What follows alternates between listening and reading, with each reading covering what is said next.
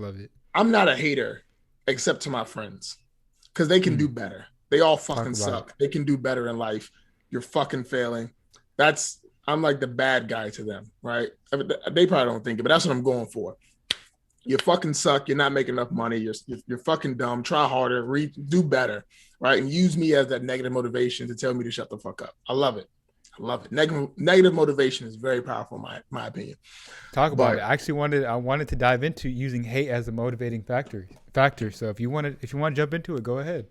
yeah, like hate is a. So my thing is like if everybody loves you, that means you're not doing something right, right? All the Mm. greatest people in history had a hater, right? Right. So I like to be the hater for folks because you need somebody to hate, right? Mm. Like steel sharpens steel. If Right. everybody in your community is telling you you're great, I love it, you're fantastic, you're doing a good job, there's no fucking adversity. There's nothing for you to fight against, right? Think about Rocky, right? But I think it was Rocky 3 or Rocky 2, Mr. T. He Mm-hmm. became the champion, right? Fuck it. Everybody loves you. There's nothing to fight against.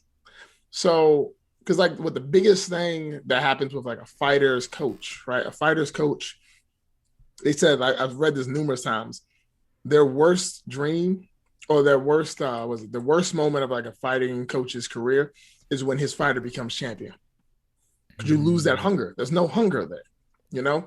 Like think about how, and this is even for me, like I'll see a bunch of like posts on Instagram and side note, anybody listening, when you like leave a comment on my Instagram, the shit gets lost.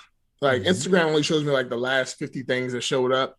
So if it's like 29 likes and then like other shit, like whatever comment you left a couple hours ago is probably gone. And I don't know what post it was on. I don't fucking know. So just email my sister. She's better. Right. Right. Right. But like if everyone's Shout showing you out to love, Monique. shout out to fucking Monique. Like she is one of my dad's best, like the best things that came out of my dad's balls, right? Like I'm Mm. second best. She's the best fucking thing to come out of that man's nuts. I'm telling you right now. Because without her, like I just, she Yeah, fucking she loves holds me it and I don't down. deserve it. She loves Yeah. me and I don't fucking deserve any of that shit. I'm a piece of shit. But like shit, what was I say? Hold on. I remember it was something Rocky, Mr. Rocky, T, fucking Rocky into me. So I know what championship. I'm on like my Instagram, right? You know, people always like say loving things. I try and get back to them as much as possible. Like, thank you so Mm-hmm. much, thank you, thank you. But when somebody says something negative, you're like, yo, fuck you, right? So it goes against the grain. So if everybody's showing you love, as soon as somebody says something negative, you're like, yo, fuck you, and vice versa. If everyone's always showing you hate, and someone says, you know, I love you, you're like, thank Mm. you. So I feel like, at least with my friends or folks that I know, I feel like you get complacent, right? People are Right. afraid to tell you you fucking up. The shit don't look right. Like I've had friends of mine, like my friend Alexis, she'll send me one of her videos that she edits for her massage therapy. I'm like, yo, this video fucking sucks. Mm. What the fuck is this color grade? This editing looks Mm. some shit. She's like, I spent like 4 hours on this. You try again. Shit looks terrible. Yeah, I Shit hear ain't you. look good. That's it. The shit ain't look good. So you got to be like honest with people, and being honest Mm-hmm. hurts. But what it can do is cause them to say, you know, fuck this, fuck Mike, I'm gonna make this shit 30 times better, Yep. and boom. Yep. Because like think about all those stories where like men and women, right? They end up like in a relationship, they get dumped, and they go off and become like these fucking super sexy people. And all I think every time I hear that shit is like, so when you were in this relationship for like 2, 3 years, you were a piece of shit and you knew it. Like you got fat as shit. You knew you was fat as shit, and you was okay with it for like 2, 3 years. But as soon as you break up, you're like, I'm about to prove them wrong and get super Mm-hmm. sexy. So you weren't putting your best foot forward the entire relationship. You weren't doing your best. You were not presenting the best you to this person. And I feel like that's important because you need like negativity. So that was that negative spark to become their best selves. So I'm like, fuck it. I have no problem being the bad guy. Yeah. You Yeah. fucking dumb. You should have done this. I told you that shit was dumb. But you want to fucking listen. No problem. Because what's going to happen is going to motivate you to say, you know what? Fuck Mike. He's an asshole. I'm going to do better. And then there you go. Because like nothing really Absolutely. motivates you more than somebody hating on you. Mm. Like, Yeah, absolutely. No, I mean, I mean, I agree with you. I mean, obviously, your way is it's more cut and dry, obviously. But straight to me the point. I don't growing, give a fuck. yeah. So with me growing up, I mean, I've always been into sports, always played sports, and what motivates you more is than somebody telling you that you can't beat them or you can't do this, you can't do that. For me, makes me want to do it even more. Even in business, like you can't hit this milestone, you can't reach that top of the mountain. I'm gonna try even harder to prove you wrong, just Like because. shit. Yeah, yeah, Because when people are being nice to you and loving, it's fantastic, and you need that. But there needs to be a balance, right? Like yin and yang, right? If everyone's giving you love, there needs to be some drop of hate, mm-hmm. right? Because if there's nothing there, if no one's showing you negativity, then what the fuck is going on? Somebody has to dislike you. Because, like, Yeah, again, every great person in history had a fucking hater, at least one fucking hater. mm-hmm. If you don't have a hater, that means you ain't doing it right. If everybody loves you, then what? That doesn't make any sense. You tell me there's nobody anywhere that thinks you're a piece of shit. Nobody. Like nobody. Yeah, that's funny because I always tell the story in the beginning, episode 1, 2, 3 of my podcast. One of my biggest supporters is my mom. So my mom will listen to it, and I'd be like, "Yo, how was it? How do you like it?" And oh, it was great. It was amazing. I'm like, "No, tell me the truth. Like, how was it? It was great. It was amazing." I sent it to my wife. My wife listens to it, and she's like, boy, fix this delete shit. it. Fix this shit. Run that shit back, boy. She's like, don't even release this. Go ahead and delete it. I'm like, damn, but it's true. Shout out to my mom. I mean, she's always going to be the loving type and whatnot, but you definitely need that balance of people that's going to tell you what you need to hear, not necessarily what you want to hear. Because what people have to say can be clouded by their love for you.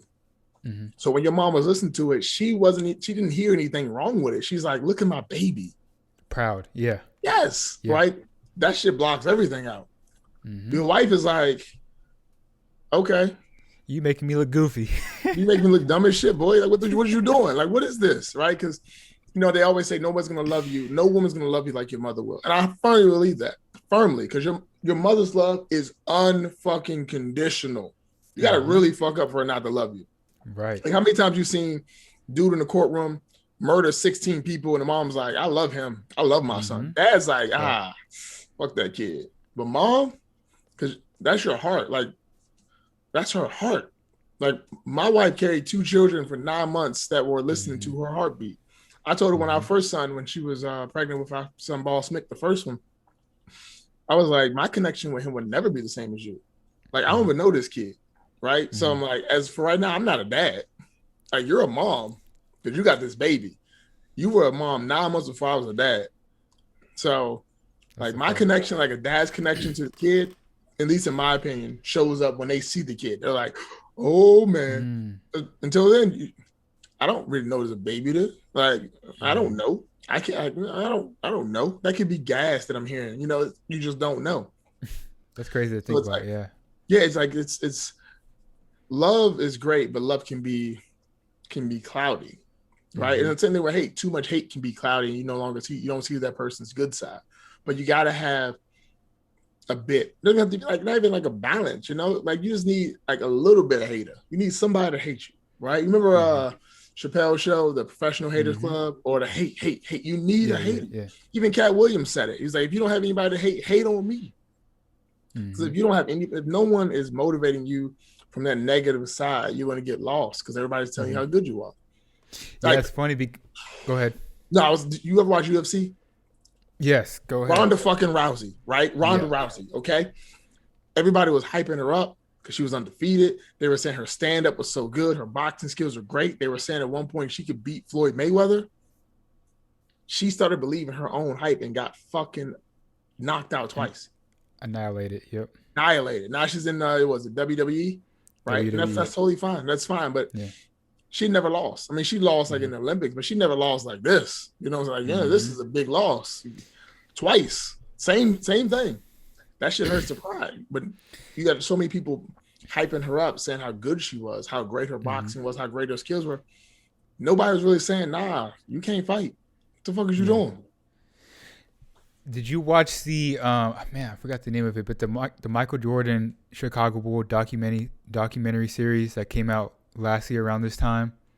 It was I've like 10 never been episodes. into basketball, so I did not watch any MJ stuff. Okay, well I'm going to tell you Fill this. me in. So Fill me in. for Michael Jordan to stay so he won 6 championships in the Okay. 90s. So he went to the finals 6 times and won it 6 out of 6 times. Never lost in the finals. That's fucking So fantastic. yeah, so in the 90s, where basketball, a lot of talent and whatnot. So, anyways, one of the ways that he needed to stay motivated is he would literally make up stories about other people hating on him. Mm. So he's like literally mental games like picture me, Chris, making up stories about Mike. Oh, yeah, I heard Mike talking about me the other day saying that my podcast wasn't going to, grow.